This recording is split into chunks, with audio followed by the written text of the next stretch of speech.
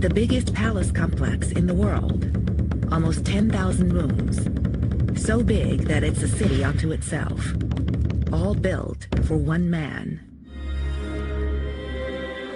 For 500 years, it was the seat of the most powerful man on earth. He had absolute power over life and death.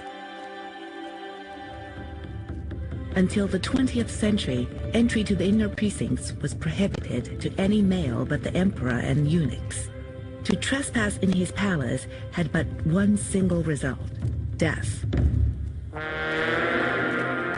The name of the palace inspired fear. 24 Chinese emperors called it home. Their subjects called it something else: the Forbidden City. Its closed doors open for us as we go deep inside China's Forbidden City.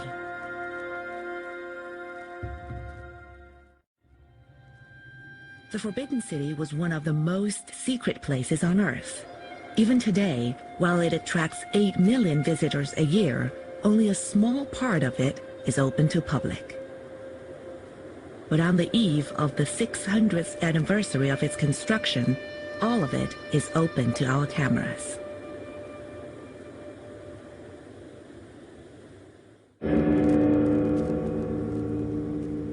Between 1407 and 1420, up to 1 million convict and conscript laborers did the heavy work, while 100,000 skilled craftsmen did the fine detail. It is the biggest palace complex still standing in China. It had to be big, because it was the home of a god.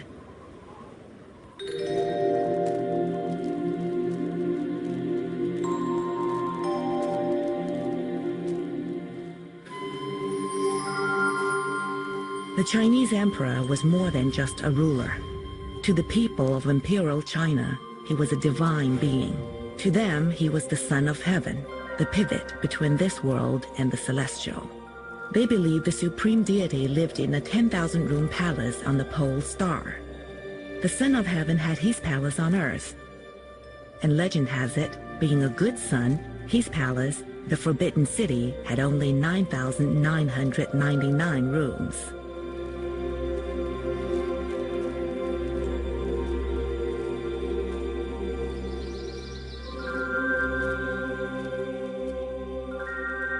As the son of heaven, the Chinese emperor's actions could make the sun rise and the crops grow. His palace, the Forbidden City, was both the seat of government and a sacred place. The ancient Chinese believed that just as the pole star palace of the supreme deity is the center of the heavens, the Forbidden City is the center of the world. To the Chinese, it was the navel of the world.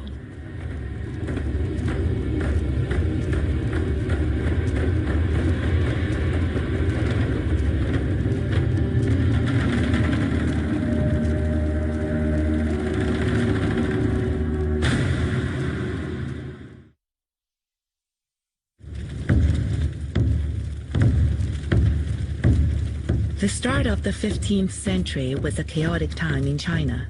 The victorious Chinese army had only recently pushed the Mongols back over the Great Wall. But now the country was at war again.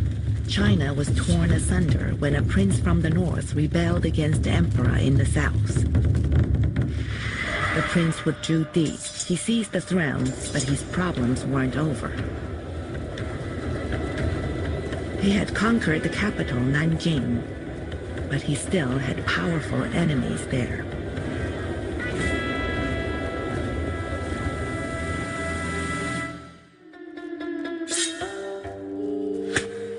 Executions of his opponents did not solve his problems. An assassination attempt showed Zhu Di just how dangerous the old capital, Nanjing, remained for him. Haunted by the ghosts of his opponents, he sought a way out.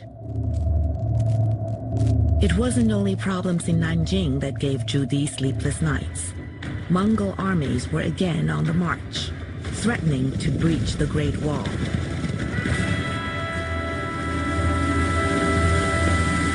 Zhu Di found a radical solution for both his problems. He abandoned Nanjing and created a new capital in the north. It was a massive undertaking. By the time it was done, millions of people would move to Beijing, building one of the greatest cities of all time.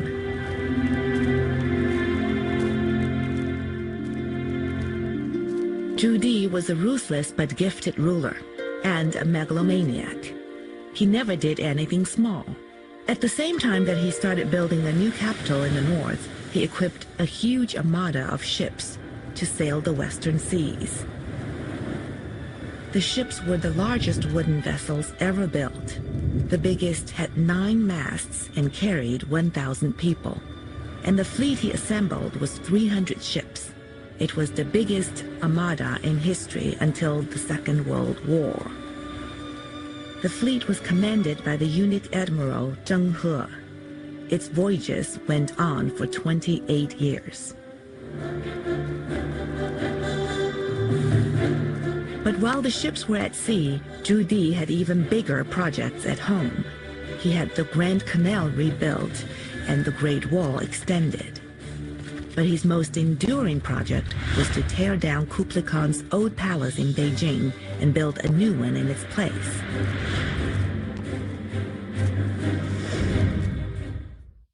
For almost 100 years, the heirs of Genghis Khan had their capital at Beijing. The old palace wasn't good enough for Zhu Di. He had it razed to make way for a new one.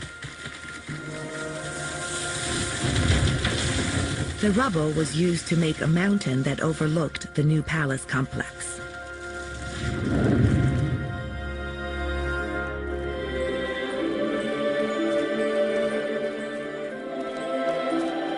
The construction of the new palace took 14 years. By the time it was done, it was set to have 1,000 buildings and over 9,000 rooms.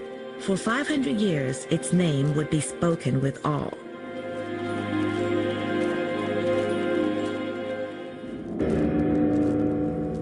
It was called the Forbidden City.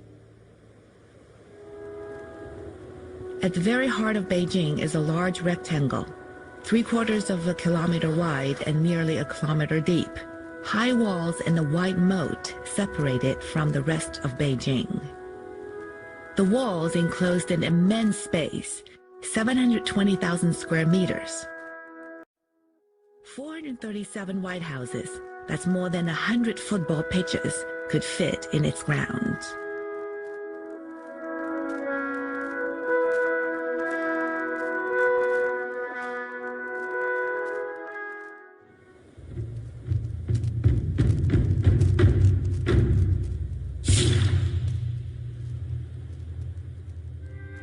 From the 15th century to the 20th, the Forbidden City was the hub of the Chinese Empire.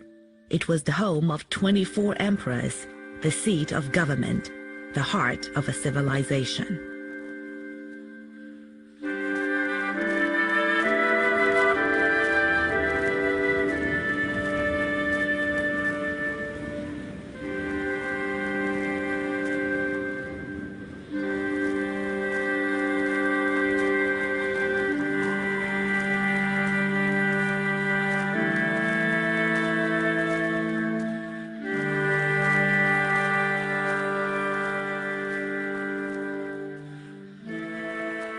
Beijing was a city of walls. The Forbidden City was a city within a city. Like nested boxes, deep inside one walled city, Beijing, was another walled city, the Imperial City, reserved just for the royal family and the highest members of society.